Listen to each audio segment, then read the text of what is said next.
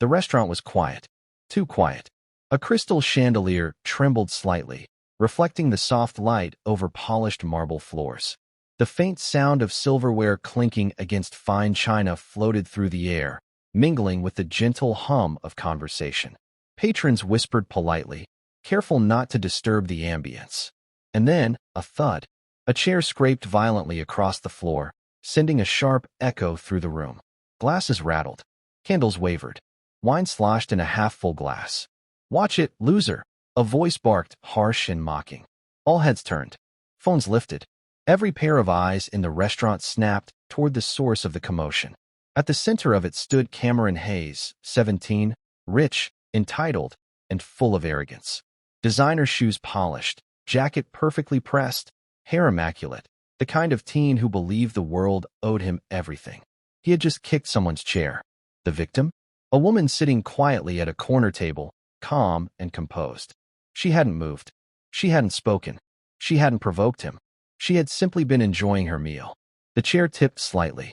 Water spilled across the linen tablecloth. Utensils clattered. Patrons gasped. Cameron smirked. "What? Can't handle a little push?" he said, his voice filled with confidence that assumed no one could challenge him. His friends laughed nervously, glancing at the rest of the restaurant, unsure if they should join in. The tension was immediate, thick, suffocating. But then, the woman looked up. The restaurant went silent. The piano stopped mid-note. Glasses rattled in midair. Even the waiters froze, trays suspended, caught between instinct and disbelief. Recognition hit the crowd like a lightning bolt. It was Ronda Rousey, Olympic medalist, UFC champion, world-renowned fighter, a legend.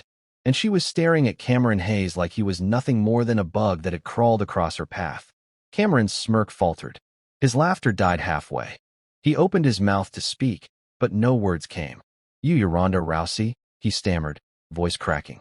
She stood slowly, gracefully, calm, controlled, every motion deliberate, every inch of her presence a statement.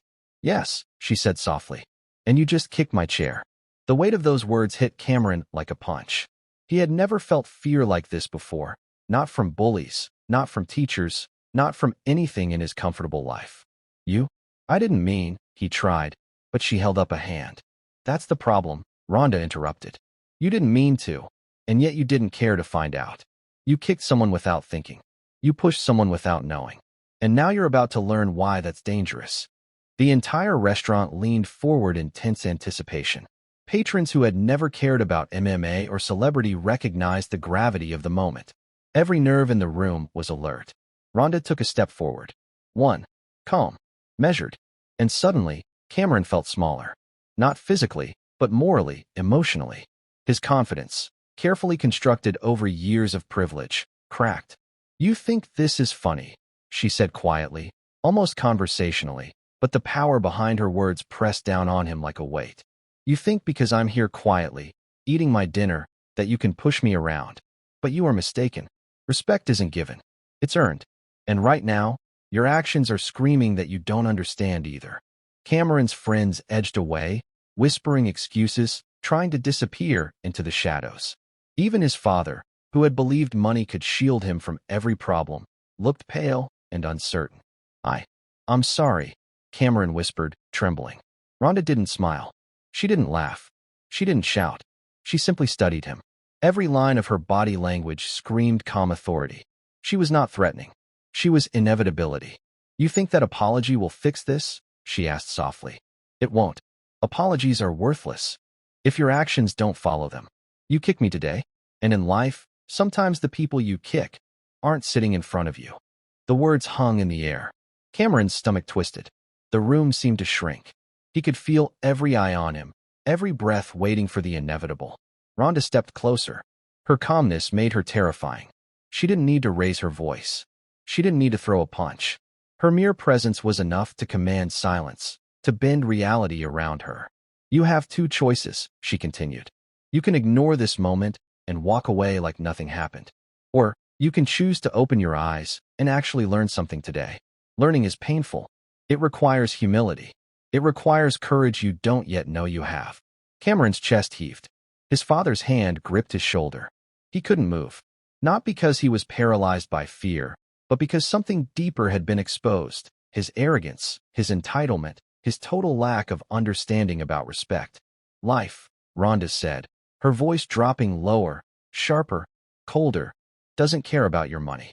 It doesn't care about your name. It doesn't care about your followers, your friends, or the power you think you have. Respect is not optional. Character is not optional. And the moment you fail to see that, life will make you pay. Cameron swallowed hard. His hands were clammy. Every instinct screamed to apologize, to make it right, to retreat. But Rhonda wasn't done. She picked up her bag slowly, methodically, like a predator taking one last step before leaving. She paused at the door and looked back over her shoulder.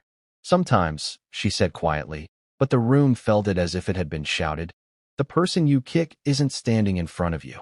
Sometimes, it's someone who could change your entire future. Remember that. And remember this.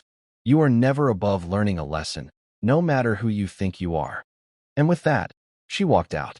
The click of the door echoed like a verdict. The restaurant remained frozen for several long moments, as if the world outside had paused and only Cameron existed. But slowly, whispers began to rise, low, nervous, incredulous. Patrons leaned toward each other, pointing subtly at the empty doorway. Phones emerged from pockets, cameras capturing every detail. Somewhere in the back, a child tugged at his mother's sleeve. "Mom, who was that?" The mother shook her head. I don't know, honey, but she's someone you don't mess with."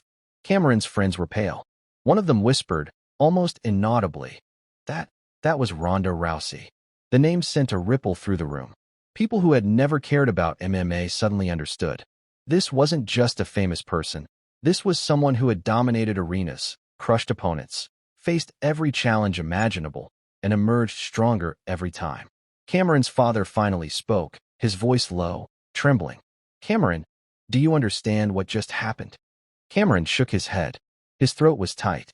I think so." "No," his father said sharply. "You don't think. You were just confronted by someone who could ruin your life or teach you everything you need to survive it. And right now, you're lucky she chose to teach." The teen's stomach churned. He looked at the chair he had kicked, the water he had spilled, the linen that now seemed like evidence of his arrogance. The magnitude of his misstep weighed on him heavier than any punishment he'd ever received. Rhonda hadn't just corrected him. She had illuminated a truth he had ignored his entire life. Power is meaningless without respect. Arrogance is fragile, and one wrong move can change everything. The restaurant staff slowly resumed their movements, though their glances kept darting toward the door. Every plate served, every wine poured, felt small in comparison to the lesson that had just unfolded. Meanwhile, patrons whispered in hushed tones. Conversations fragmented into speculation. Some debated what would have happened if she had reacted differently. Some speculated how the teenager's future might change. Some simply stared, mesmerized. Cameron's mind raced. He replayed every detail. Her calm eyes, her measured steps, her words, slow, deliberate, precise. Every word a blade cutting through his ego. And then he realized something. She hadn't yelled. She hadn't thrown a punch. She hadn't humiliated him publicly. And yet, he felt smaller, more exposed, more aware than he ever had in his life. He glanced at the business card she had left on the table, small, discreet, but unmistakable. Overbrook. Her company. A network of influence, mentorship, and opportunity. For the first time, he understood something entirely new. The world didn't revolve around him. His wealth, his friends, his family name. None of it guaranteed safety, respect, or influence. Those things had to be earned. And right now, he was starting at zero. Across the room, servers were whispering among themselves. Patrons were leaning closer, analyzing the teen who had dared to challenge someone untouchable. Even the restaurant manager, usually composed, looked pale. He had witnessed many celebrities enter his doors, but never one who commanded presence without even raising a hand. Cameron's father finally guided him toward the exit. We need to leave," he said quietly. Cameron's eyes didn't move.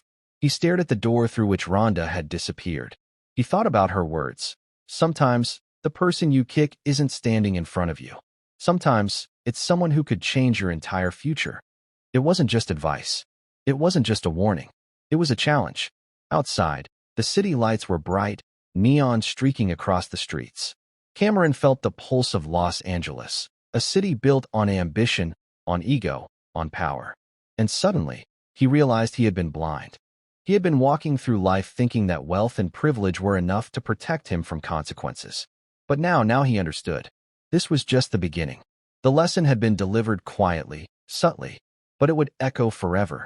Every interaction, every choice he made from this night forward would carry the weight of Ronda Rousey's calm authority. And somewhere in the distance, a faint sound of tires on wet pavement reminded him of one more truth. The world moves fast. Opportunities appear. Consequences hit. And survival, real survival, depends on knowing the difference. Cameron felt a cold, strange determination settle in his chest. Fear had opened a door inside him. And through that door, he could see a path, one of discipline, humility, and awareness. A path that would be painful. A path that would challenge him in ways money never could. He didn't speak. He didn't need to. The lesson had done its work. The city seemed suddenly immense, almost frightening in its scale. But for the first time, Cameron realized he had a choice. He could continue walking blind, or he could start paying attention. He took a deep breath, and he took the first step toward understanding that some people, some moments, some lessons are bigger than anything you can imagine. Tonight had been one of them. And for Cameron Hayes, life would never feel the same again.